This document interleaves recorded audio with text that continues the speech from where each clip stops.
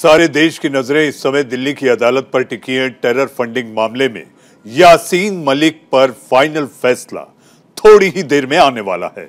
नमस्कार, मैं हूं मनीष अवस्थी और आपके साथ इस समय इस वक्त की बड़ी खबर। एनआईए कोर्ट ने यासीन मलिक को लेकर, टेरर फंडिंग को लेकर कुछ ही देर में फैसला आने वाला है। सारे देश और खासकर हमारे पड़ोसी मुल्क पाकिस्तान की पेट में दर्द हो रहा है, वो तिलमिला रहा है, वो बौखला रहा है। फैसला हमारे मुल्क में दिया जाएगा, पेट में दर्द पाकिस्तान के हो रहा है। यह थोड़ी ही देर बाद यासीन मलिक के खिलाफ जो मामले चल रहे थे, इस समय यासीन मलिक को हवालात में, कोर्ट की अदालत की हवालात में रखा गया है। टेरर फंडिंग का दोषी माना है और अब थोड़ी ही देर में यासीन का पूरा हिसाब होने वाला है, यानी कि लेखा जोखा। आतंकियों को पनाह देने का दोषी यासीन मलिक देश विरोधी हरकतों में मशगूल रहा है, जिस पर कानून का फंदा कस गया है। यासीन मलिक घाटी को सुलगाने का काम करता था। न जाने कितने युवाओं को उसने आतंक के रास्ते पर धकेल दिया, लेकिन अब उसका फाइनल हिसाब होने में थोड़ा ही वक्त बचा है। थोड़ी देर में यह तय हो जाएगा कि यासीन मलिक उम्र कैद की सजा काटेगा या फिर फांसी के फंदे पर लटकेगा। इस मुद्दे पर हम अपने मेहमानों से बात करेंगे। जी हां, इससे पहले कि हम अपने मेहमानों के पास चलें, इस वक्त की बड़ी खबर, यासीन मलिक को लेकर बौखलाया पाकिस्तान। अब्दुल बासित ने यासीन के पक्ष में किया ट्वीट। यासीन मलिक पर कार्रवाई शर्मनाक बताया अब्दुल बासित। इस वक्त की बड़ी खबर।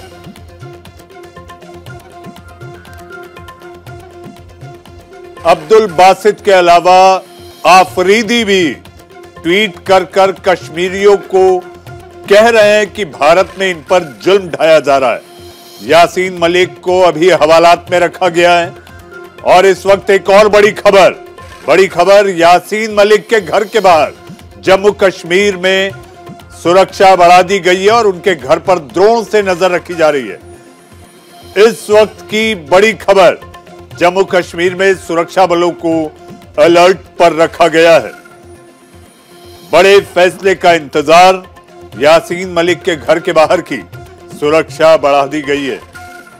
इस वक्त की बड़ी खबर, कभी भी यानी कि कुछ ही देर में आ सकता है यासीन मलिक को लेकर अदालत का सबसे बड़ा फैसला। आतंकवादी गतिविधियों में शामिल होने के आरोप, आतंकी गतिविधियों के लिए धन जुटाया, आतंकी कार्रवाई की साजिश रची, ये तमाम आरोप और अपना जुर्म भी यासीन मलिक ने कबूल किया है। आतंकी समूह का सदस्य,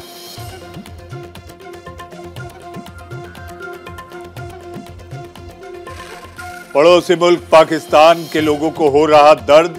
पूर्व क्रिकेटर आफरीदी ने यूएन से लगाई गुहार। यासीन मलिक पर झूठे आरोप। आफरीदी कश्मीरी नेताओं के खिलाफ गैर कानूनी ट्रायल। इस वक्त की एक और बड़ी खबर, किस तरह से पाकिस्तान में यासीन की करतूतों को लेकर जब आज भारत की अदालत लेखा जोखा पूरा करेगी, फाइनल करेगी, उसमें पाकिस्तान बौखला रहा है। अदालत के फैसले से पहले पाकिस्तान में हलचल, पाकिस्तान तिलमिला रहा है, पाकिस्तान के बड़े नेता बौखला रहे हैं। इस वक्त की बड़ी खबर, यासीन मलिक के जुर्म, आतंकी कार्रवाई की रची साजिश, आतंकी समुदाय का हिस्सा, आतंकियों के लिए जुटाया पैसा, यूएपीए के तहत दोषी ठहराया गया।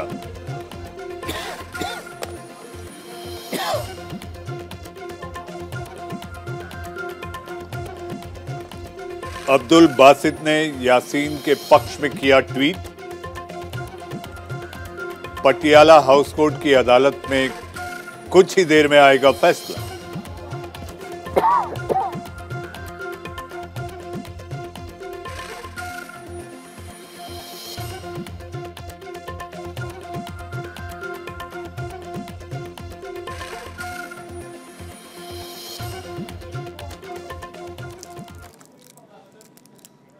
इस बड़े फैसले पर चर्चा करने के लिए मेहमानों का बड़ा पैनल है। हमारे साथ हाजिक खान साहब, इस्लामिक स्कॉलर, हमारे साथ अश्विनी शाही, प्रवक्ता बीजेपी, अजय वर्मा, प्रवक्ता कांग्रेस, और हमारे साथ मेजर जनरल रिटायर्ड अनुज माथुर साहब हमारे साथ हैं।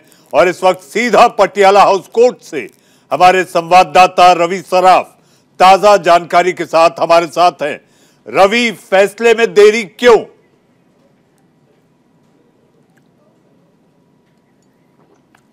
हमारे साथ अधिवक्ता के रूप में शाहिद अली साहब भी हमारे साथ हैं।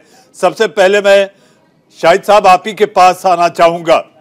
सारी दुनिया की नजरें, खासकर पाकिस्तान और भारत, जी हां, हमारे तमाम लोगों को इंतजार है एक ऐसे व्यक्ति के खिलाफ चले मामले का जो कि आतंकियों को पैसा देता था।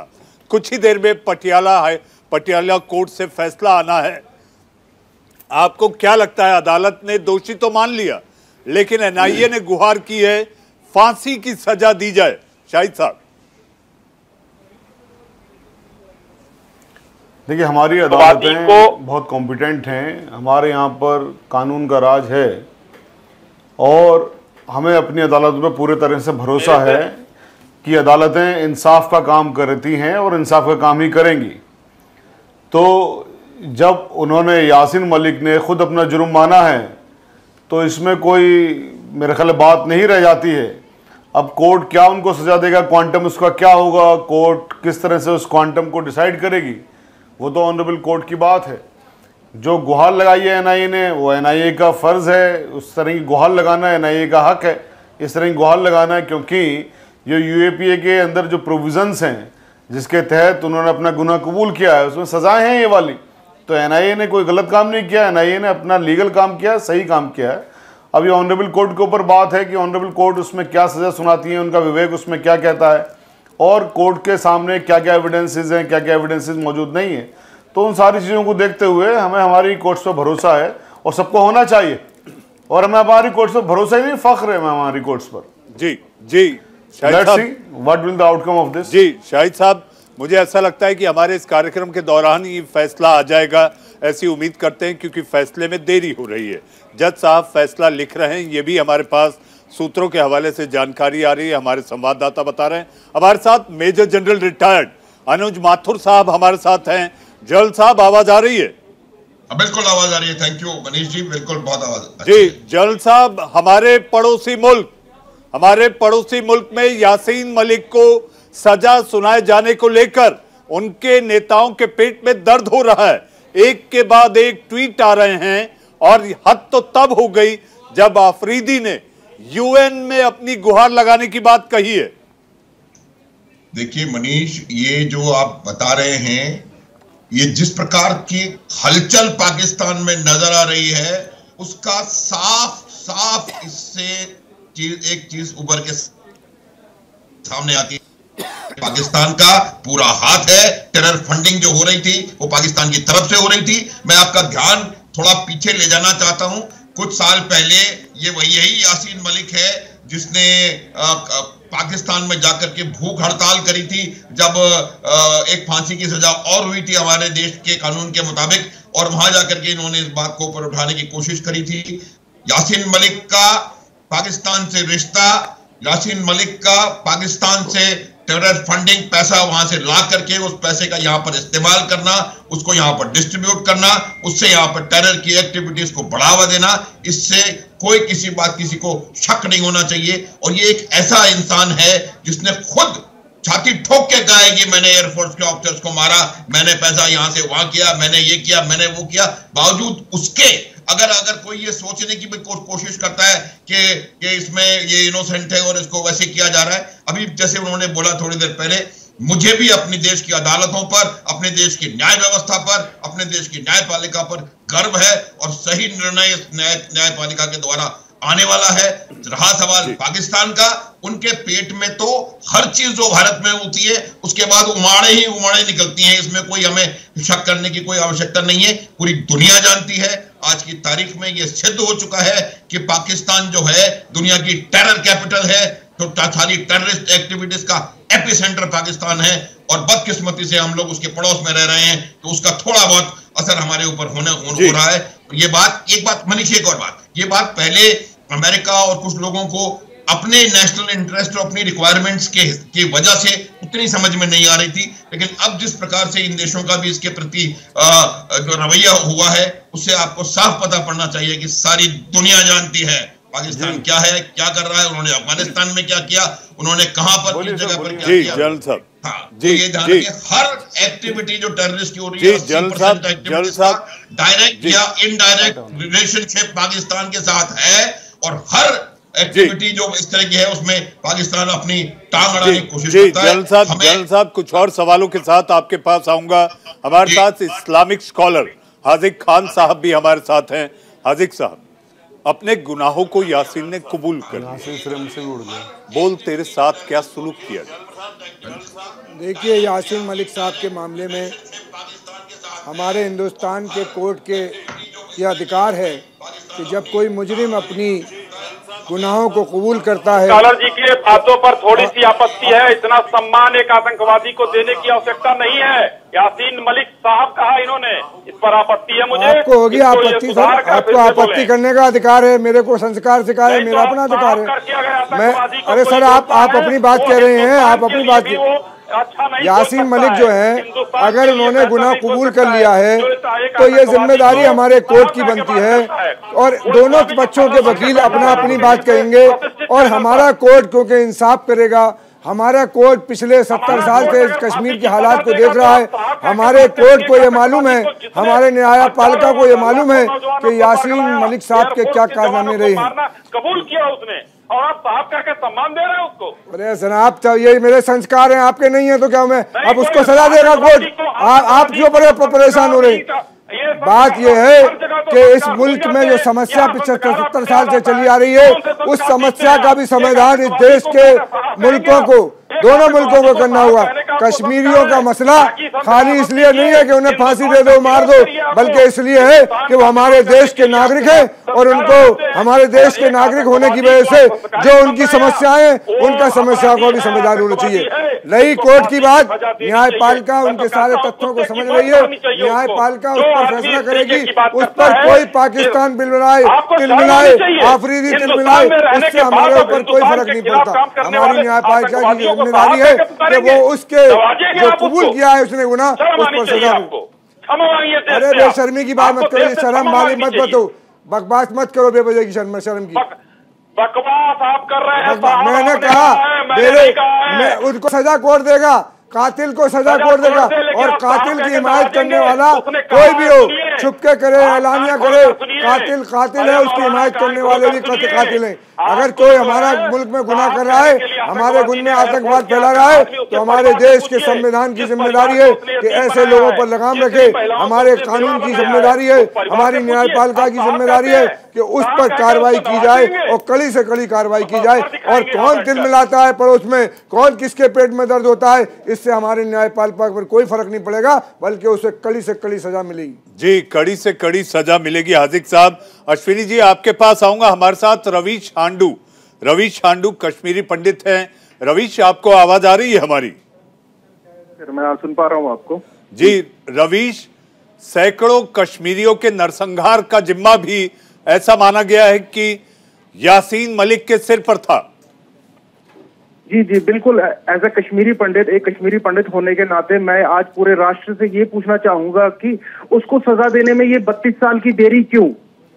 आप ऐसे जो एक जिन्होंने जिस तरीके के अपराध यासीन मलिक ने किए हैं, इतने मर्डर, टेररिज्म एक केंद्र बिंदु माना जाता है ये हमारे पलायन का, तो इसको इतनी देरी क्यों लग रही है सजा देने के लिए? और अभी भी मैं स्टूडियो में देख पा रहा हूं कि कुछ हिमायती लोग कह रहे हैं जी वो कश्मीरी मुसलमान है, आप उनको तंग कर रहे हैं। ऐसा बिल्कुल नहीं है, वो एक मर्डरिस्ट है, उसने खून किया है, उसने एयरफोर्स के आर्मी में साफ कर दूं रवीश, हमारे पैनल पर किसी ने नहीं कहा, ये पाकिस्तान के ट्वीट आ रहे हैं। अफरीदी ने कहा है, हमारे पैनल में बैठे किसी भी मेहमान ने इस बात को नहीं कहा है। जी मैं क्षमा चाहूंगा, मैं शायद देरी से मैंने ज्वाइन किया, तो मैं समझा कि किसी ने कोई हिमायत कर रहा है। नहीं, हमारे पैनल पर बैठे किसी भी इंसान ने हमारे देश के आईन और हमारे संविधान को सलाम करते हुए जो अदालत का फैसला आएगा उसको सिरोधार्य माना जाना चाहिए, इसी पर सबने राय और अपनी बात कही है। जी, हमारी राय एज ए कश्मीरी पंडित, मेरी राय ये है कि इसमें इतनी देरी क्यों हुई है, और अगर अब देरी हो भी गई है तो इसको बिल्कुल दुरुस्त तरीके से पेश किया जाना चाहिए, और अगर जो भी सजा न्यायपालिका द्वारा दी जाती है उसे बहुत ही जल्दी एग्जीक्यूट करना चाहिए, क्योंकि ये एक ऐसा आदमी है जिसका पूरा इसी के कारण, मतलब कश्मीर के हालात, मैं इसको 70% मानता हूँ कि ये आदमी जो था इसके कारण ही हालात खराब हुए थे वहां पे। और ये 2016-2015 सक्रिय था, जब तक कि ये बीजेपी सरकार के दौरान भी ये सक्रिय था, ये लोगों को भड़काता था, पत्थरबाजी के जो सारे मामले थे उसमें इसका हाथ था। उससे पहले जो 90 के दौर की बात करूं मैं, तो उस टाइम पे युवाओं को भड़काना और ये सब काम, इस सारे काम में ये आदमी मुलविस था। काफी कश्मीरी पंडितों को इसने मारा है, तो इसको अगर सजा मिलती है तो देरी नहीं होनी चाहिए इसका एग्जीक्यूट होने की सजा में। वो काफी जल्दी से जल्दी, ऑलरेडी 32 साल हो गए हैं, 32 साल से हम कश्मीरी पंडित इंतजार कर रहे हैं न्याय का। तो इस आदमी को जल्दी से जल्दी, मैं तो चाहता हूँ इस आदमी को फांसी की सजा मिले। जिस तरीके के जिन्होंने अपराध इसने किए हैं राष्ट्र के खिलाफ, मानवता के खिलाफ और कश्मीरी पंडित के खिलाफ, इस आदमी को तो मतलब मैं कहूँगा फांसी के अलावा और कोई सजा नहीं हो सकती इस आदमी के लिए। ये मानवता के खिलाफ अपराध इसने किए हैं। जी रवीश, आपके पास आऊंगा। इस बीच हमारे पास जम्मू कश्मीर से कुछ तस्वीरें हैं आपके टीवी स्क्रीन पर। आप देख रहे हैं यासीन मलिक को सजा सुनाए जाने को लेकर वहां लोगों में हर्षोल्लास है, पटाखे छोड़े जा रहे हैं बैंड बाजे के साथ। लोग वहां आज अदालत के फैसले का इंतजार कर रहे हैं। यासीन मलिक, जिस पर टेरर फंडिंग के अलावा आतंकी समूह के सदस्य होने के साथ साथ कश्मीरियों के नरसंहार और उसके साथ साथ कई ऐसी गतिविधियों को लेकर यासीन मलिक, जिन पर यूएपीए के तहत मामला चला, और अदालत अब से कुछ ही देर बाद सबसे बड़ा फैसला यासीन मलिक को लेकर पटियाला हाउस कोर्ट की अदालत थोड़ी देर में सुनाने वाली है। हमारे साथ नए मेहमान कांग्रेस के प्रवक्ता अजय वर्मा जी जुड़ चुके हैं। अजय जी, आपके पास आऊंगा। अश्विनी जी हमारे साथ हैं, बीजेपी के प्रवक्ता। अश्विनी जी, आप रवीश को सुन रहे थे। रवीश का कहना है बड़ी देर कर दी फैसला आते आते। जी मनीष जी, एकदम मैं उनके साथ हूँ। देखिए, ये तो यासीन मलिक को कब गिरफ्तार किया गया है, मैं आपको दिखाना चाहूंगा। ये फोटो देखिए, यासीन मलिक की फोटो है। ये किसके साथ खड़े हैं यहाँ? ये कांग्रेस के लोग हैं। ये लोग जो है बुलाकर सम्मान देने का काम करते थे ऐसे आतंकवादियों को। आज स्थिति यह है, 32 साल आपने कहा मेरे भाई, मैंने सुना आपका दर्द भी था उसमें, लेकिन 8 साल की सरकार हुई, इनको बंद भी किया गया और आज कोर्ट उनको फांसी की सजा भी दे रही है। लेकिन मुझे कष्ट है कि यहाँ बैठे हुए हिंदुस्तान में रहने वाले लोग, मुझे उनकी बात से, उन्होंने कोर्ट में आस्था व्यक्त की, अच्छी बात है, मगर एक आतंकवादी जिसने स्पष्ट रूप से स्वीकारा है कि हाँ मैंने ये हत्या की और हजारों सैकड़ों लोगों को गुमराह करके उनके हाथों में पिस्तौल पकड़ाई, असलहा पकड़ाया, कई परिवारों को उसने यतीम किया, कई औरतों को बेवा किया, और उसको यहाँ बैठकर साहब कहा जा रहा है। ये है हिंदुस्तान में उसके प्रति किस तरीके से, तो हिंदुस्तान में जिस तरीके से यहाँ साहब कहा जा रहा है, वासित मलिक में और इनके में क्या फर्क है? वासित मलिक कह रहे हैं, आज वो क्रिकेटर एक कह रहा है कि इसको अंतर्राष्ट्रीय न्यायालय में ले जाना चाहिए। क्यों बौखलाहट है? अगर पाकिस्तान में बौखलाहट है तो हिंदुस्तान के लोग भी उसको साहब का के सम्मान दे रहे हैं। कोई अंतर नहीं है इन दोनों के विचारों में। मेरा इस बात का मुखालफत है, पाकिस्तान के पेट में तो दर्द होगा ही होगा, क्योंकि पाकिस्तान ने टेरर फंडिंग की है। पाकिस्तान वहां जम्मू कश्मीर में अस्थिरता फैलाना चाहता है।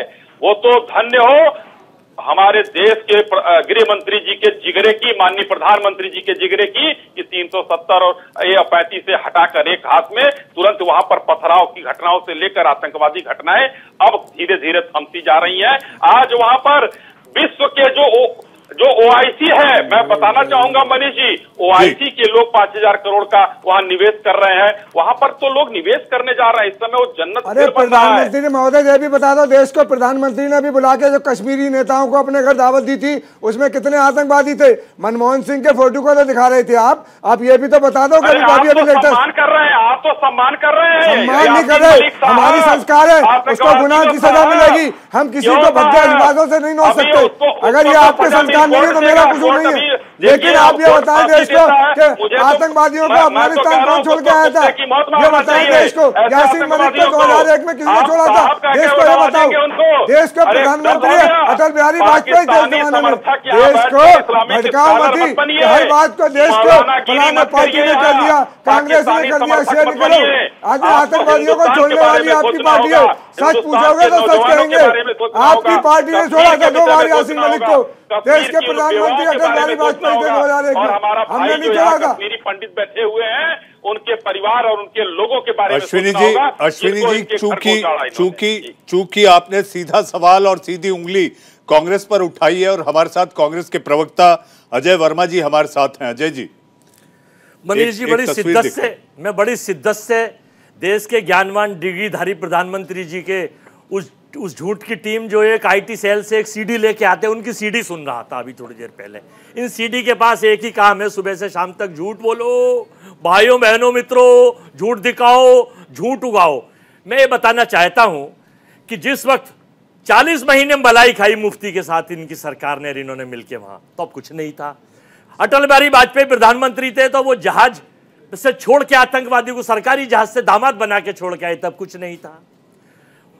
जिस वक्त कश्मीरी पंडितों को जब सरकार थी विश्वनाथ प्रताप सिंह की और जगमोहन वहां एडमिनिस्ट्रेटर थे, तो तब अटल बिहारी वाजपेयी, लाल कृष्ण आडवाणी की 89 शासनों का इनका समर्थन था।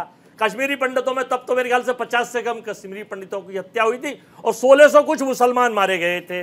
तब क्या था, ये जिम्मेदारी रामलाल की, श्यामलाल की, ब्रिटेन की, अमेरिका की, बता देंगे। सिवाय यहां बैठ के झूठ बोलते हैं, नौटंकी करते हैं और अपना एजेंडा चलाते हैं। अब कह रहे हैं साहब, अरे कोर्ट ने जो काम करा 8 साल, आप क्या कर रहे थे? दाऊद को पकड़ के लाएंगे, 15 लाख देंगे, 2 करोड़ नौकरी देंगे। कहां है वो नकली नौटंकियां सारी? एक मैंने आपसे कहा कि 2014 में इनकी होने वाली डिप्टी पीएम कंगना रनौत, वो होगी अभी, वो ये कहती है कि भारत आजाद 2014 आप अभी से भविष्यवाणी कर रहे हैं। ये लोकतंत्र है, ये लोकतंत्र तय करेगा। जी, आप भविष्यवाणी कर रहे हैं। मैं केवल फाइनल कर रहा हूं, मैं देर से आया हूं, क्षमा, जब बीच में ना बोले। ये शिद्दत नहीं लगती है आपकी, मैंने बड़ी शिद्दत से सुनी है, बीच में ना बोले प्लीज। देखिए, तो 2014 में वो कहती है कि भारत 2014 में आजाद हुआ था। अरे भाई, उससे पहले एक वास्को डी गामा 13 से आए थे गुजरात से, वो वास्को डी गामा की टोपी, झंडी और हिटलर की तरह वो पहन के, मित्रों भारत बदलूंगा, भारत बदल दिया, रेल बिक गई, अजय जी व्यक्तिगत आक्षेप नहीं, वो हमारे देश के प्रधानमंत्री, हमारे देश के प्रधानमंत्री। अजय जी, आप तो इतने काबिल, इतने पढ़े लिखे विदुषी प्रवक्ता है, वो हमारे देश के प्रधानमंत्री है, व्यक्तिगत आक्षेप नहीं। अजय जी, अजय जी, अजय जी, अजय जी, अजय जी, अजय जी, व्यक्तिगत आक्षेप चाहते हैं या बीजेपी के लोग ये चाहते हैं कि भारत में दूध की नदियां बह रही हैं, भारत में ताले खोलकर लोग सो रहे हैं, जीडीपी 20 हो गई है, हो रही है, भारत के हर घर में नौकरी। अजय जी, अजय जी, अजय जी, अजय जी, अजय जी, अजय जी, पटियाला हाउस कोर्ट के फैसले के इर्द गिर्द रहे हम, जम्मू कश्मीर, पटियाला हाउस कोर्ट और पाकिस्तान के इर्द गिर्द रहे। इस समय हमारी चर्चा यासीन मलिक को लेकर, तो आपको बता रहा था वो कहां पहुंच गए। अजय जी, मुझे एक ब्रेक लेना है, मुझे एक ब्रेक लेना है, मुझे एक ब्रेक लेना है। अजय जी, मुझे एक ब्रेक लेना है। मेजर जनरल रिटायर्ड अनुज माथुर, रवि शांडू, हाजिक खान साहब, अजय वर्मा जी, शाहिद अली साहब अधिवक्ता और अश्विनी शाही हमारे साथ जुड़े हुए हैं। थोड़ी ही देर बाद पटियाला हाउस कोर्ट से एक बड़ा फैसला आएगा जिसका इंतजार सबको है, खासकर कश्मीरियों को, और उसके साथ साथ तिलमिला कौन रहा है? पाकिस्तान। थोड़े से इंतजार के बाद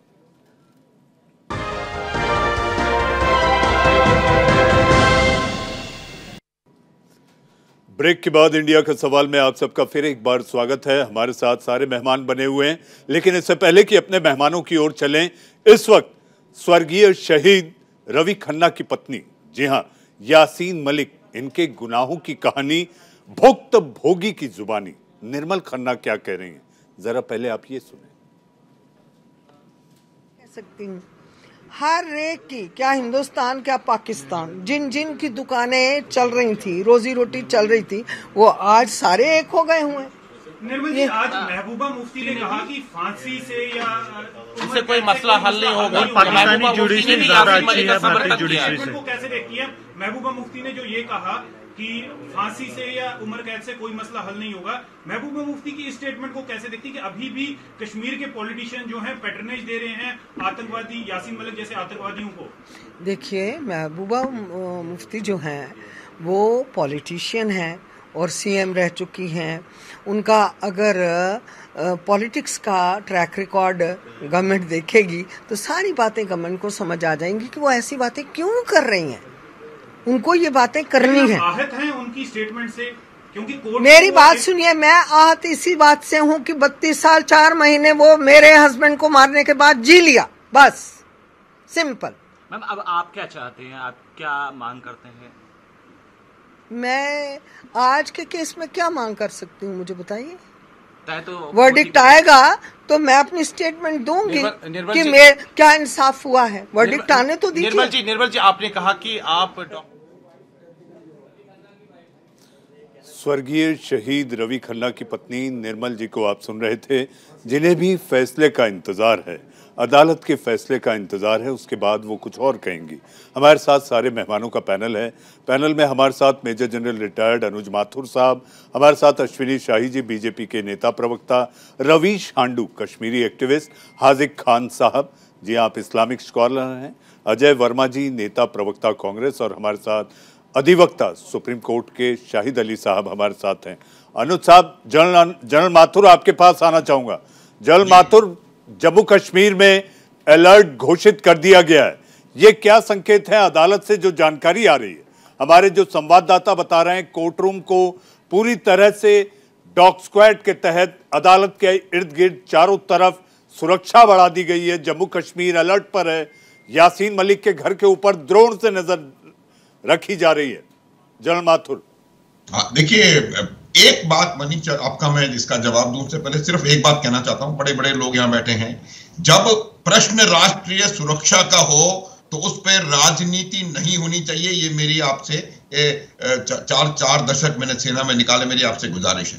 राष्ट्रीय सुरक्षा का प्रश्न है, एक आतंकवादी के ऊपर केस चल रहा है और हम लोग उसके ऊपर राजनीति करने का प्रयास कर रहे हैं। ये मेरे हिसाब से बात ठीक नहीं है। अब आपका प्रश्न, जहां तक आपका प्रश्न है उसमें यह है कि आप देखिए, जब भी इस प्रकार के आतंकवादी को या इस प्रकार के सो कॉल्ड लीडर को पनिशमेंट होने वाला होता है या उसके ऊपर कोई एक्शन होने वाला होता है तो उसके रेपरकशंस होने की संभावना होती है। होंगे या नहीं होंगे वो उसकी बात अलग है। और चूंकि ये संभावना है इसलिए सरकार जो है फूंक फूंक करके कदम उठा रही है। सरकार ने पूरे उन जगहों को जहां पर कि कोई इसका बलवा या कोई इस प्रकार की बातचीत होने की संभावना है उनको सर्वेलांस में रखा हुआ है और उनके ऊपर टोटल डोमिनेशन वो उससे कर रहे हैं ऑब्जर्वेशन के हिसाब से।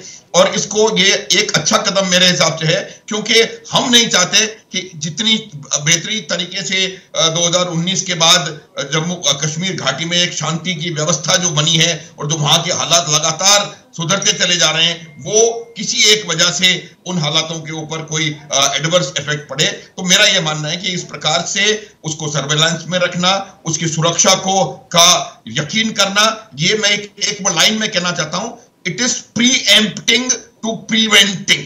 आप किसी भी एक्ट को प्रीएम्प्ट कर रहे हैं ताकि आप कोई भी हादसा होने को प्रिवेंट कर सकें। ये मेरा मानना है। और अदालत कॉम्पिटेंट है, जो भी फैसला होगा। मैं मिसेस खन्ना को भी सुन रहा था और जो उन्होंने कहा है वो यही बात है कि भारतवर्ष की एक सबसे बड़ी विडंबना ये है कि हमारे जो लीगल सिस्टम्स हैं, प्रोसीजर्स हैं, वो बहुत ज्यादा टाइम कंज्यूमिंग है। उसकी वजह से जो उसका असर होता है वो असर मेरे हिसाब से बहुत कम हो जाता है। तो इसका हमें कोई तरीका देखना पड़ेगा कि किस प्रकार से हम जल्दी से जल्दी कोई भी जो कन्विक्ट है उसको तेजी के साथ सजा दिलवा सकें या छोड़ सकें, जैसा भी जो भी उसका निर्णय होगा वो कर सके। तो ये बात मेरा जी। जल साहब हमारे साथ अधिवक्ता शाहिद अली खान साहब हैं। शाहिद साहब, जहां तक बात की जाए, जनरल माथुर ने जो अभी कहा है प्रीएम्प्टिंग टू प्रिवेंटिंग, यानी कि संकेत बड़ा है, फैसला बड़ा आने वाला है। शाहिद साहब, इन्होंने एक बात और बहुत प्यारी कही है, वो ये कही है कि पॉलिटिक्स नहीं करनी चाहिए, राजनीति नहीं करनी चाहिए। और आप ही के पैनल में एक बीजेपी के प्रवक्ता साहब बैठे हुए हैं, उन्होंने अभी अभी हिंदुस्तानी मुसलमानों को पाकिस्तानी आतंकवादियों से मिला दिया सारे के सारे, यानी पॉलिटिक्स उन्होंने शुरू कर दी। अब बताइए यहाँ पर इस पैनल में किसी ने भी क्या किसी आतंकवादी की तारीफ की, किसी का साथ दिया, क्या कानून के लिए बात नहीं कर रहे हैं? ये लोग चाहते क्या है? हर चीज में देश को भड़काना। भाई ट्रेनिंग कहां से लेते हो आप बीजेपी वालों? क्या मसला है आपके साथ? आप देश को शांति से नहीं रहने देंगे क्या? ये हर चीज में आप पाकिस्तान से मिलाएंगे हिंदुस्तानियों को, हिंदुस्तानी मुसलमानों को। आखिर मतलब सोचने का कोई तुम्हारा तरीका है? ये करना क्या चाहते हो आप हिंदुस्तान का? बनाना क्या चाहते हो आप हिंदुस्तान का? हर चीज में से लड़ाने की बात करना चाहते हो आप क्या? देखिए अभी शहीद की जो विधवा थी वही बेचारी बोल रही थी, हम उनके साथ हमदर्दी है कि कोर्ट का फैसला आने दीजिए, उसके बाद अपनी प्रतिक्रिया दूंगी। आप ये बात करेंगे साहब, देखिए कह रही कानून पे आस्था है, कानून पे आस्था है, ये कानून की बात कर रहे हैं सिर्फ, ये पाकिस्तानी आतंकवादियों की तरह ही है। ये आपको शर्म नहीं आती जरा सी भी? अरे भाई डूब के मर जाओ अगर आपको शर्म नहीं आ रही कहीं पर जाकर। तो बिल्कुल हद कर दिया आप लोगों ने वाकई में। मुझे बहुत ज्यादा शर्म आ रही है कि मैं ऐसे लोगों के साथ बैठ करके डिबेट करने की हमें यहाँ पर जरूरत पड़ रही है। जी शाहिद साहब आप जब कह रहे हैं तो अश्विनी शाही जी जो कि बीजेपी के नेता प्रवक्ता हैं उनकी उंगली उठी है। अश्विनी जी मैं आपसे आग्रह करूंगा, निवेदन करूंगा, संजीदा मसला है, बड़ा फैसला है, अदालत पर सारी दुनिया की नजरें हैं, व्यक्तिगत आक्षेप से हमें बचना होगा और हम मुख्तसर बात करें तो बेहतर होगा। अश्विनी जी। जी मनीष जी, मैंने अदालत के फैसले का इंतजार करना चाहिए, लेकिन एक हर हिंदुस्तानी जो हिंदुस्तान के बारे में थोड़ा सा भी सोचता है उसको इस वक्त की बड़ी खबर और सीधी तस्वीर पटियाला हाउस कोर्ट से यासीन मलिक को सजा सुनाए जाने के लिए अदालत के कमरे में ले जाया जा रहा है, कोर्ट रूम में ले जाते वक्त की ये सीधी तस्वीर पटियाला हाउस कोर्ट से। इस वक्त की बड़ी खबर, इस वक्त की बड़ी खबर, कुछ ही देर में पटियाला हाउस कोर्ट से सबसे बड़ा फैसला आने को है।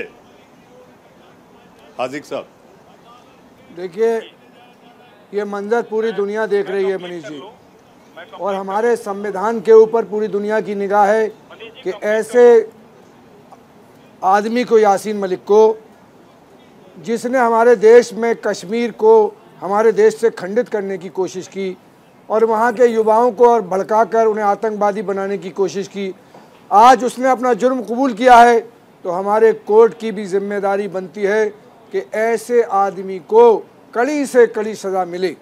लेकिन हमारे मुल्क की वो पार्टियां जो इसमें सियासत करना चाहती हैं, लाशों के ढेर पर सियासत करना चाहती हैं, ये भारतीय जनता पार्टी के लोग हिंदू और मुसलमानों और फौजियों की लाशों के ढेर पर चढ़कर देश के प्रधानमंत्री की कुर्सी तक गए। इन्हें शर्म आना चाहिए इस बात पर कि हमारे यहाँ कानून की बात चल रही है, हमारी देश की एकता और अखंडता पे चर्चा चल रही है, हमारे देश में आतंकवादियों के खिलाफ कार्रवाई पे बात चल रही है। ये अपनी सियासी रोटियां पकाने की कोशिश करते हैं।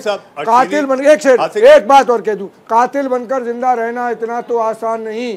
एक दिन खुद तेरे ही लहू में तेरा खंजर डूबा होगा और बांध तोड़ के मुल्क डुबाने की ये कोशिश करते हैं। इनको शायद होश नहीं है, इनका घर भी डूबेगा। कत्ल करने वाला छुपके कर दे, ऐलानिया कर दे, वो कातिल है और उसकी हिमायत करने वाले भी कातिल हैं। वाह हाजिक साहब, क्या बात कही आपने। अश्विनी जी आप अपनी बात पूरी करें, मैंने आपको रोका था क्योंकि पटियाला हाउस कोर्ट से सीधी तस्वीरें आई थी। जी मनीष जी, मैं ये कहना चाहता था कि अगर कोई हिंदुस्तानी जो हिंदुस्तान में रहता है और हिंदुस्तान के बारे में सोचता है तो वो चाहेगा कि ऐसे खूंखार आतंकवादी को फांसी की सजा हो। मगर मुझे कोई इसमें एक मिनट भी संकोच नहीं होगा कहने में कि अभी यहाँ पर इस मंच पर ये कहा गया है कि यासीन मलिक साहब, वो कहने में किसी इस्लामिक स्कॉलर को शर्म नहीं आ रही है, लेकिन असगर जी ने हमको हमारे साथ बैठकर उनको डिबेट करने में शर्म आ रही है, लेकिन उनको साहब कहने पर कोई भी सफाई नहीं दी गई। सर मेरे फादर पिताजी प्रिंसिपल हैं, मेरे घर पढ़े लिखे रहे, मुझे सिखाया गया है कि दुश्मन को भी आप करके बात करनी है। अब सजा देगी कोर्ट, आप मेरे ऊपर क्यों लांछन कर रहे हैं? आपको संस्कार नहीं सिखाया आपके पिताजी ने, आपके परिवार ने, तो मेरा कसूर नहीं है उसमें। हार्दिक साहब ये चर्चा और बहस को हम अपने परिवार वालों की ओर ना ले जाएं। अश्विनी जी हम व्यक्तिगत आक्षेप और अपने परिवार वालों को बीच में ना लाएं। जी अश्विनी जी बात पूरी करें, अजय जी बैठे हुए, अजय जी के पास भी जाना है और रवीश भी हैं, बात पूरी करें। अश्विनी जी मैंने किसी के ऊपर व्यक्तिगत आक्षेप नहीं लगाया, मैंने तो स्पष्ट रूप से कहा कि एक साहब है, उन्होंने कहा कि हमको जो है शर्म आ रही है और इस पर उनको शर्म नहीं आई कि एक आतंकवादी को अगर साहब कहकर यहाँ बुलाया जा रहा। कांग्रेस के दिग्विजय सिंह कहते थे आतंकवादियों को, उन्होंने उनके लिए पाटला हाउस में सोनिया जी आंसू बहा रही थी। चलिए वो तो पॉलिटिकल लोग हैं, लेकिन मोदी जी जो दावत खिला रहे थे वो क्या कर रहे थे? मोदी जी दावत खिलाकर खिला रहे थे अभी, तो क्या कर रहे थे? जवाब दो इसको। मोदी जी ने क्या करा अभी? कश्मीरी सारे लोगों को बुलाकर लीडरों को अपने घर दावत खिलाई, तब क्या तू कर रहे थे उनसे? के अंदर गए थे, ठीक है, आपके तरफ साहब कहकर आतंकवादी को संबोधित नहीं करने गए थे। वो इस देश के प्रधानमंत्री हैं, उस भारतीय प्रधानमंत्री वो कहते। अजय जी, जनरल माथुर जो कि 4 दशक माँ भारती की सेवा की, उनका ये मानना है कि सियासत ना हो, फैसला अदालत का आएगा और वो अदालत का फैसला सर्वमान्य हो, बिल्कुल सही, सिरोधार्य। लेकिन ये सियासत जो शुरू हो जाती है ये अपने आप में ज्यादा टीस पहुंचाती है। देखिए जनरल साहब बिल्कुल सही कह रहे हैं, मैं बिल्कुल सहमत भी हूँ, लेकिन चूंकि कोर्ट का डे है, चर्चा का डे है, अगर टीवी नहीं दिखाएंगे तो पता कैसे चलेगा? अब आप टीवी पे जो डिबेट्स है तो ये इट इज़, आप इसे सियासत समझ लें या जागरूकता समझ लें या कुछ समझ लें, जो चर्चा हो रही है। मैं एक शेर के साथ अनुरोध करना चाहता हूँ और बीजेपी के लोगों की सरकार को चेताना चाहता हूँ कि मत करो जुर्म की दुनिया तामीर, मत करो जुर्म की दुनिया तामीर, और जल जले बेशबब नहीं आते, जल जले बेशबब नहीं आते। अरे अक्स तो जैसा है वैसा ही नजर आएगा, आप आईना बदलते हैं, बदलते रहिए। तो मेरे भाइयों बहनों मित्रों, आप लोगों ने ब्रांड एम्बेसडर बनाया था यासीन मलिक को, बात करने के लिए पाकिस्तान से, फिर बीच में आ जाते हो, मेरे बीच में बहुत लोग आ रहे थे। अच्छा नहीं लगता, मैं कह रहा हूँ ब्रांड एम्बेसडर कांग्रेस ने बनाया था, सुन लो, बहुत बड़ी बात होती है ब्रांड एम्बेसडर। अरे आप तो कहीं नहीं है, जर्मन का जो तनाशाह शासक एडॉल्फ हिटलर था, तो आपके हिसाब से 10 गुना ज्यादा भीड़ आती थी, और 10 साल में उसने जर्मन का क्या हाल कर दिया था। जब जर्मन फर्स्ट 10 में आता था, उसका भी एक प्रोपेगेंडा मिनिस्टर था जोसेफ गोबाल, वो भी यही काम करता था, झूठ उगाता था, झूठ दिखाता था, झूठ पे सोता था, झूठ ही बोता था। आप बताइए क्या हाल हुआ था जर्मन का? कहाँ है जर्मन? क्या हुआ श्रीलंका का हाल? क्या हुआ पाकिस्तान का? क्या हुआ पेरू का? पाकिस्तान भी लेकिन 10 साल बाद ये काम हुआ था कि नहीं? भाई 22 पाकिस्तान का 8 साल 24 बनाया गया था या नहीं? भगवान से प्रार्थना, अल्लाह से प्रार्थना कि नहीं बनाया गया था, भारत को बचाओ। कांग्रेस या केवल ये लोग एजेंडा नहीं बनाया गया था, चूंकि चुनाव आ रहे हैं ना, चुनाव आने में लोग मुद्दों की बात न करें, उसको कांग्रेस ने ब्रांड एम्बेसडर बनवाया था, और भाजपा की सरकार ने 2017 में गिरफ्तार बिरयानी खाने चले जाओगे, शीश झुकाओगे, रेड कारपेट लोगे, 18 बार चाइना को झूला झुलाओगे, और फिर देश के लोगों से बातें करोगे। यही चलेगा सारा तो भाजपा को देश के प्रधानमंत्री बनाएंगे। एक बड़ी शर्म आई देश के प्रधानमंत्री के बयान के ऊपर, और हर हिंदुस्तानी को शर्म आई। हरदोई की एक सभा में उन्होंने मिट्टी उठा के जमीन की हाथ में कहा, अजय जी इस वक्त की बड़ी खबर कोर्ट रूम में यासीन मलिक को लाया गया। इस वक्त की बड़ी खबर पीसीआर, वो सीधी तस्वीरें जिस वक्त यासीन मलिक को कोर्ट रूम ले जाया जा रहा था, प्ले की जाए। पीसीआर, इस वक्त की बड़ी खबर, कोर्ट रूम में यासीन मलिक को ले जाया गया है। काउंटडाउन शुरू, कुछ ही देर में यासीन मलिक को लेकर पटियाला हाउस कोर्ट का सबसे बड़ा फैसला आने को है। रवीश, काउंटडाउन शुरू हो चुका है, कुछ ही देर में फैसला आने वाला है। जी, हम भी काफी उत्सुकता से इंतजार कर रहे हैं कि फैसला क्या आएगा।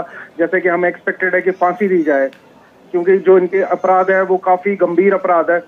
लेकिन मैं मेरे मित्र जो हमारे यहाँ पे जुड़े हुए हैं उनसे भी एक अपील करूंगा कि कश्मीर हिंदू की तरफ भी देखिए 32 साल हो गए हैं, अभी भी हम वहां पे मर रहे हैं।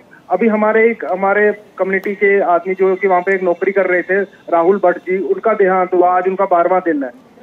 तो अभी भी देखिए 32 साल तक हम मर रहे हैं। हमें हमारी पॉलिटिकल रहेगी। 16 से ज्यादा कश्मीरी पंडितों की हत्या हुई है। परसों में टीवी देख रहा था किस तरह लाठी बरसा रही थी कश्मीर की पुलिस, ने हक की मांग कर रहे थे कश्मीरी पंडित, और कब से ट्रांसफर की मांग कर रहे हैं। और ये सरकार 14 से झूठ बोल रही है, हम बसाएंगे, वापस लाएंगे। अब आप ही देख लीजिए कि सच क्या है, झूठ क्या है, असल क्या है, नकल क्या है। ये जो यहाँ बैठ के नोटंकी करते हैं, कश्मीरी पंडितों के नाम पे राजनीति करते हैं, और कश्मीरी पंडितों की देखिए किस तरह से हत्या हो रही है। मैं निंदा करता हूँ। अब ये कह देंगे कि इसके लिए भी पंडित जवाहरलाल नेहरू जिंदाबाद है, तो भाई उसके लिए तो ऊपर ही जाना पड़ेगा, जिसको भी पूछने जाना पड़ेगा, चाहे संवैधानिक पद के लोग जाए या कोई भी जाए।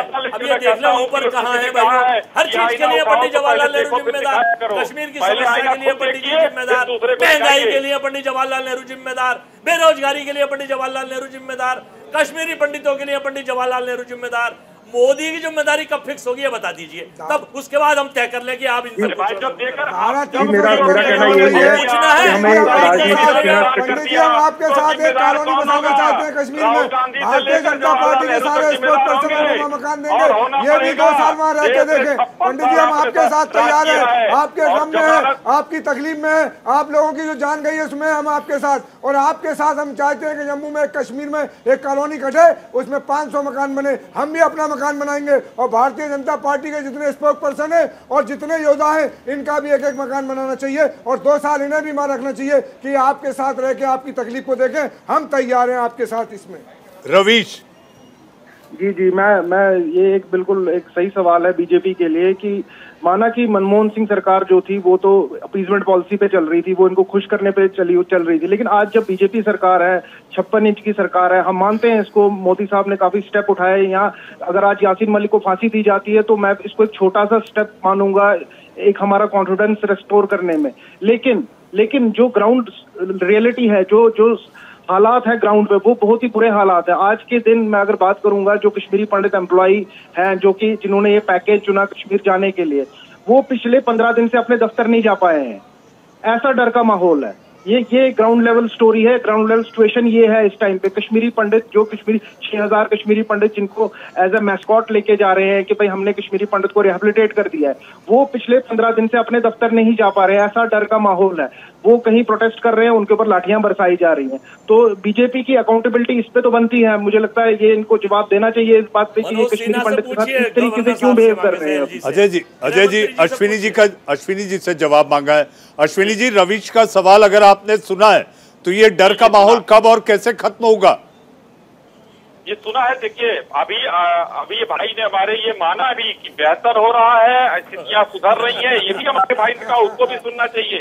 और बुरहान पानी से लेकर अफजल तक को आंसू देने का जो काम किया वो भारतीय जनता पार्टी की हत्या हो रही है। अरे भाई कांग्रेसी जो बोलते हैं आप लोग, इतना कांग्रेसियों ने इतना बढ़ावा नहीं दिया होता तो ये आतंक पनपता नहीं, और आज आतंक को खत्म करने की तरफ हम लोग जा रहे हैं तो आप लोगों के पेट में दर्द हो रहा है, क्योंकि आप लोग उसको पल्लवित और पुष्पित करते हैं। पोषक है आप लोग आतंकवाद के। कांग्रेसियों को देश कभी क्षमा नहीं करेगा आतंक को पोषने के लिए, और यहाँ पर आकर जो है यहाँ पर बकवास करने की क्यों कांग्रेस के पास बकवास के अलावा रहेगा। और जितना आपने राहुल गांधी से लेकर जवाहरलाल नेहरू तक सारे जिम्मेदार हैं। हालात देश के बदलने के नाम पर आप देश के साथ जो धोखाधड़ी कर रहे हैं, देश के हालात जो देश के संसाधन बेच रहे हैं, नॉर्दर्न कंपनी बेच रहे हैं, LIC खत्म कर दिए। अभी बताओ भविष्य में क्या फ्यूचर प्लान क्या है? आप लोगों ने जड़ें इतनी गहरी डाल दी हैं, किसको बेचेंगे, सुधारने में समय लगेगा। आप लोग तो 372 हटाने के बाद कितनी विदेशी पॉलिसी आप 150 देश घूम के लेके आए भारत के लिए? कांग्रेसी लोग पॉलिसी नहीं लाए, सरसों का तेल 320, कोयला 30,000 पर चढ़ गया, रुपया मार्गदर्शक मंडल बीजेपी के ऊपर से पहुंच गया, भाइयों की रक्षा होगी, कश्मीरी ब्राह्मणों की रक्षा हो रही है। अभी शुरुआत है, इंफ्रास्ट्रक्चर का डेवलपमेंट देखिए, स्कूलों को देखिए, अस्पताल देखिए, सारा डेवलपमेंट किया जा रहा है। अजय जी, इस वक्त की बड़ी खबर पटियाला हाउस कोर्ट की सुरक्षा बहुत ज्यादा चुस्त दुरुस्त कर दी गई है। दिल्ली पुलिस के साथ साथ SSB के जवान भी वहां पर तैनात किए गए हैं। इस वक्त की बड़ी खबर, सबसे बड़ा फैसला पटियाला हाउस कोर्ट से। अदालत के कोर्ट रूम में यासीन मलिक पहुंच चुके हैं। कुछ ही देर में आएगा सबसे बड़ा फैसला। काउंटडाउन शुरू है। हाजिक साहब, देखिए, सजा बिल्कुल होना चाहिए हमारे कोर्ट को ऐसे लोगों को जो हमारे देश की एकता और अखंडता को नुकसान पहुंचाएं। हम अपने देश के लिए कहेंगे, है मातरे वतन जब आँच भी आएगी, आवाज़ हमें देना, हर गांव पर हम होंगे। इस देश के अंदर अगर पाकिस्तान, अफगानिस्तान, बांग्लादेश हमारी देश की तरफ आंखें उठा के देखेगा तो हम उसकी आंखों में उंगली डालकर उसकी आंखें फोड़ देंगे, क्योंकि देश की कुर्बानी, इस देश की आज़ादी में हिंदू और मुसलमान और सिख ईसाइयों ने बराबर से दिए। ये देश किसी के एक का नहीं है, सभी का खून शामिल है यहाँ की मिट्टी में, किसी के बाप का हिंदुस्तान थोड़ी है। इसलिए हमें इस मुल्क से मोहब्बत है, इस मुल्क से प्यार है और इस मुल्क की मिट्टी में हम मिल जाते हैं। हमारे देश में कोई भी अगर ऐसी हरकत करेगा उसको कड़ी से कड़ा सजा मिलना चाहिए। ये हम देशवासियों से और कुछ न्यायालय से कहेंगे, कोर्ट से कहेंगे कि इनको कड़ी से कड़ी सजा मिले। दुर्भाग्य ये है कि कुछ नकली हिंदू और कुछ नकली देशभक्त आजादी में योगदान नहीं, इनकी गवाही पर शहीदों को फांसी हुई। रिकॉर्ड दे दूं कितने शहीद की गवाही में फांसी हुई थी। 21 बार इनके जाबाज साथी अंग्रेजों से गुनाह की माफी मांगते हैं और किसी ने नहीं मांगी, और यहाँ बैठकर बात करते हैं नकली हिंदू और ये नकली देशभक्त। कुछ नहीं हो सकता सिवाय इसके भगवान को बेचेंगे, भगवान राम के नाम पे चंदा इकट्ठा करेंगे, जमीनों पर पैसा खाएंगे और एजेंडा चलाएंगे। अरे बात करो नौकरी की, रोजगार दो, भारत बचाओ, भारत बचाओ, बीजेपी भगाओ, भारत भगाओ बचाओ बीजेपी भगाओ, ये नारा मैं नहीं दे रहा, ये देश के हर स्टेट से लोग दे रहे हैं। अजय जी मुझे इंडिया का सवाल खत्म करना है, लेकिन यासीन मलिक के फैसले को लेकर ये कवरेज लगातार जारी रहेगी। मेरे साथ जल माथुर, जिस तरह से अदालत में इंतजार हो रहा है जज साहब का, और जो सुरक्षा बढ़ा दी गई है, पैरामिलिट्री अगर एसएसबी भी वहां पर तैनात कर दी गई है, तो मैसेजिंग बड़ी है। जल माथुर, आप संकेतों को समझते हैं, बड़ा फैसला आने का इंतजार? बिल्कुल मनीष, आप बिल्कुल ठीक कर रहे हैं, और बहुत बड़ा और कड़ा फैसला आने वाला है जो कि सब लोगों के लिए बहुत अच्छा रहेगा। ये एक बहुत मैसेज जाएगा, देर आए दुरुस्त, लेकिन ये मैसेज बहुत स्ट्रॉन्ग जाने वाला है हमारे देश के उस भाग में जहां हालात ठीक नहीं हो रहे हैं किसी वजह से, और across the line of control वहां एक बहुत स्ट्रॉन्ग मैसेज जाने वाला है कि हमारे देश की सुरक्षा, हमारे देश की एकता अखंडता के साथ कोई खिलवाड़ करने वाला अब नहीं बचेगा। जी, अब नहीं बचेगा, कह नहीं सकता, लेकिन आप ये मान के चलें कि एक बहुत कड़ा, बहुत अच्छा निर्णय इसके लिए आने वाला है। और मुझे लगता है कि तमाम पैनल अपने अपने उसके अलावा भी सबका एक ही विचार है, मेरे को जो इनकी बातों से लगा है कि हम सब यही चाहते हैं कि उसका सही फैसला आए, सही उसका मैसेज सही जगह जाए, उसका सही मैसेज पाकिस्तान में जाए, और पाकिस्तान में जिस प्रकार की बौखलाहट और बिलबिलाहट हम देख रहे हैं, साहब की बात से हम तारीफ करते हैं। नतीजा है। जी, जनरल साहब यहाँ पर बैठे सारे पैनलिस्टों की सोच वही है जो संविधान के तहत जज साहब उसका ऐलान करेंगे। जी हाँ, और हमारे पड़ोसी मुल्क के लिए संकेत और संदेश भी साफ होगा। अलगाववादी हो, आतंकवादी हो, देश की अदालत उनसे निपटना जानती है। जी हाँ, और सभी पैनलिस्ट का ये मानना है कि भारत, हिंदुस्तान तेरी मिट्टी में मिल जावा। वक्त है एक छोटे से ब्रेक का, ये बड़ी कवरेज लगातार जारी है।